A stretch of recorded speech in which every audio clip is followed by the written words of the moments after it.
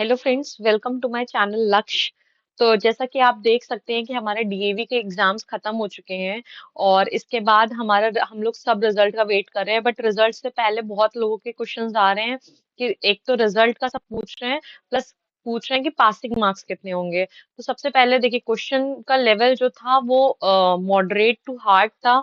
कुछ कुछ में हार्ड भी था और कुछ कुछ में मॉडरेट भी था, लेकिन मोस्टली बच्चों के लिए वो हार्ड था क्योंकि रीजनिंग भी थोड़ी डिफिकल्ट बनाई गई थी।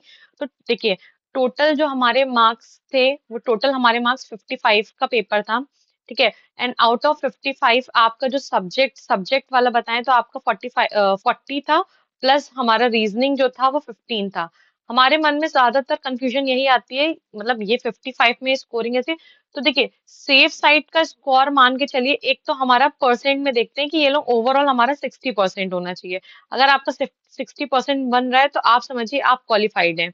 तो इस अगर हम लोग 55 के आउट ऑफ देखें तो हमारा मोस्टली 33 या टू 35, अगर आपने क्वेश्चन क्रॉस चेक करा होगा, अगर 33 टू 35 आपका स्कोर जा रहा है तो समझिए कि आप सेफ हैं और आपके डीएवी का ये जो रिजल्ट निकलने के चांसेस हैं।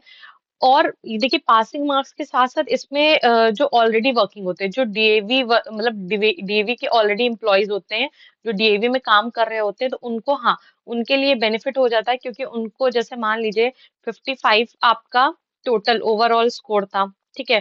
प्लस इसके बाद देखिए, आउट ऑफ अगर हम 100 की बात करें, 100, तो इसमें जो 55 हटा दें तो हमारे पास कितना बचेगा, 45। तो ये जो 45 मार्क्स होते हैं ये आपके एकेडमिक स्कोर्स के होते हैं। ये जो 45 होते हैं ये आपका एकेडमिक होता है कि आपके एकेडमिक्स में आपके पास क्या क्या है। जैसे 10th हो गया, ठीक है, 12th हो गया, और और आपको बताएं जैसे ग्रेजुएशन, ठीक है, आपने अगर पीजी भी लगाया है, पीजी प्लस बीएड, तो इन सब के भी स्कोर्स होते हैं। तो इस ये जो स्कोर्स होते हैं ये आपके इन्हीं में ही काउंट होते हैं, ये इन्हीं में ही काउंट होते हैं। तो जो मैंने आपको बताया, जैसे 50 मार्क्स आपका टोटल था, ठीक है, जितने का पेपर था, इसमें से मान लीजिए आपके यहाँ पे 30 या 35 आए हैं, तो एक तो ये आपका बन गया। प्लस इसके बाद जो 45 है, तो 45 में से जो आप मान लीजिए दो कैटेगरीज होती हैं, एक तो एकेडमिक स्कोर ये लोग 30 दे देंगे, ठीक है, और एक जो बचा वो 15 है। इसमें जो डीएवी जो ऑलरेडी वर्किंग होते हैं लोग, उनको इसमें से पॉइंट्स दिए जाते हैं। तो वहां पे उनके लिए बेनिफिशियल हो जाता है कि मान लीजिए अगर उनका यहाँ पे स्कोर खराब हुआ है तो वो यहाँ पे अपना स्कोर अच्छा कर सकते हैं।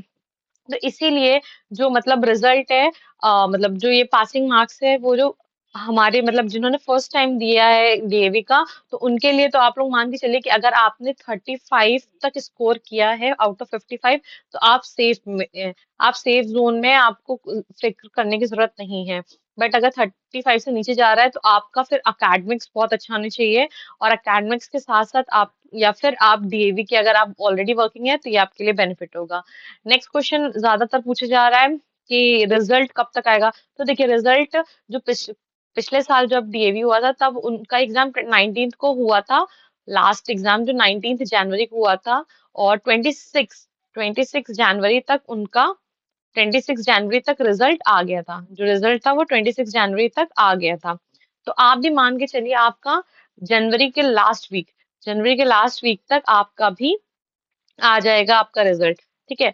और इसके लिए आप परेशान मत होइए। बाकी इसके बाद क्या होता है, इसके बाद के प्रोसेस के लिए आप कमेंट करें तो मैं इसके लिए नेक्स्ट वीडियो लेके आऊंगी।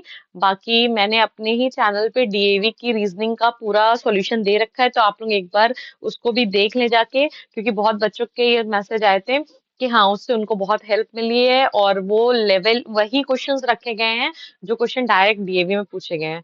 Thank you. Like and subscribe, और बाकी आपको जो भी क्वेश्चंस पूछने हो तो आप हमसे पूछ सकते हैं। Thank you.